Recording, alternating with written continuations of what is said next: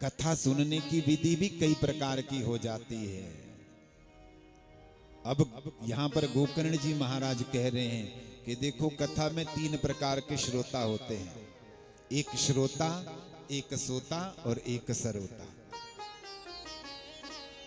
देखो जो सोता होते हैं ना, सोता वाले, ये सबसे अच्छे होते हैं। ये बेचारे ना किसी को तंग करते हैं, ये चुपचाप आते हैं, क्योंकि घर में भी बच्चे सोने नहीं देते। और आजकल तो दवाइयां भी जो नींद की है वो बड़ी ऐसी हो गई है, उससे नींद ही नहीं आती। तो कथा एक ऐसी जगह है कि अगर कहीं भी नींद ना आए तो यहाँ पर अच्छी नींद आ जाती है।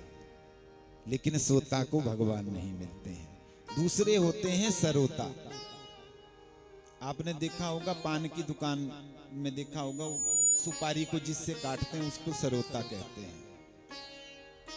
वो बेचारे आते हैं, उनके 3 घंटे इसी में लगे रहते हैं कि भाई पंडाल कैसा बना है, व्यास जी कौन है, संगीत वाले कैसे हैं, सारे सभी के ऊपर ध्यान रहता है, केवल कथा पे उनका ध्यान नहीं रहता है। और उसके बाद क्या होता है कि फिर 3 घंटे कब बीत जाए कोई पता नहीं चलता। तीसरे होते हैं श्रोता, जो कथा में आएंगे और आते ही क्या करेंगे, सबसे पहले भगवान का शुक्रिया अदा करेंगे, हे परब्रह्म परमात्मा आपने कितनी अपार कृपा की, क्योंकि ये कोई साधारण नहीं है, सुराणाम पे दुर्लभा।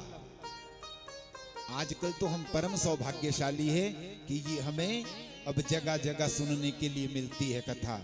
फिर इसमें भी कभी ये विचार मत करो, कई कह देते हैं ना कि महाराज अभी यहाँ सुनी थी, कल वहां सुनी थी।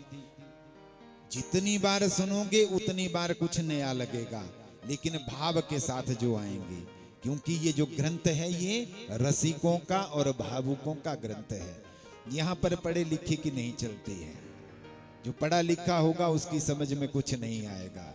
यहाँ तो अनपढ़ बनना पड़ता है तभी कुछ आएगा। अगर पढ़े लिखे बन गए तब तो कहीं ना कहीं कुछ ना कुछ त्रुटियां नजर आ ही जाएगी किसी ना किसी चीज में। तो जो श्रोता होते हैं उनको भगवान मिलते हैं। श्रोता कौन थे? धुंधुकारी। क्योंकि कथा सबने सुनी, ना तथा मननम कृतम, केवल मनन नहीं किया। कथा क्या होती है?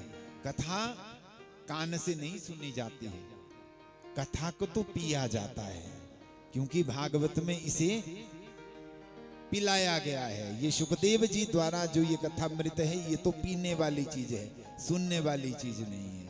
इसको तो भगवान की कृपा हो तो हमारे कर्ण रंध्रों से हमारे हृदय पटल तक पहुंच जाए, क्योंकि हृदय में सबके राधा माधव बैठे होते हैं, उन तक पहुंच जाएगी तो फिर हमारा कल्याण हो जाएगा।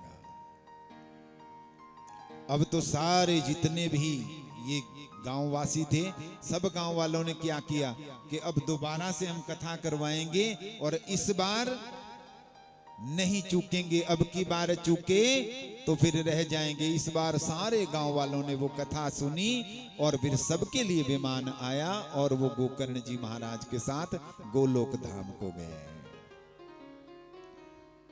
अब इसको सुनने की जो परंपरा है कि 7 दिन में इसका पारायण किया जाता है। 12 स्कंदों में ही ये,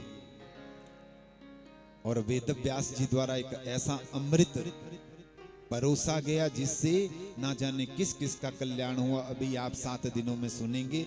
ये तो भागवत की महिमा थी। फिर कहते हैं कि 7 दिन तक केवल घी पीकर ही इस कथा को सुनना चाहिए। ठीक है ना, सारे लोग घी पीकर ही आते हैं ना, और खाते तो नहीं कुछ। कलयुग के लोगों ने कह दिया, बोले महाराज घी का तो 1 चम्मच नहीं खाया जाता है, आप कह रहे हो कि केवल घी पीकर रहेंगे तो गड़बड़ हो जाएगी। बोले अच्छा कोई बात नहीं, कुछ और उपाय सोचते हैं। फिर उन्होंने कह दिया कि कोई बात नहीं, 1 समय भोजन करो, 1 समय फलाहार लो। बोले महाराज वो भी बड़ी गड़बड़ हो जाती है, साल में 3-4 व्रत आते हैं, वो भी बड़ी मुश्किल से लेते हैं।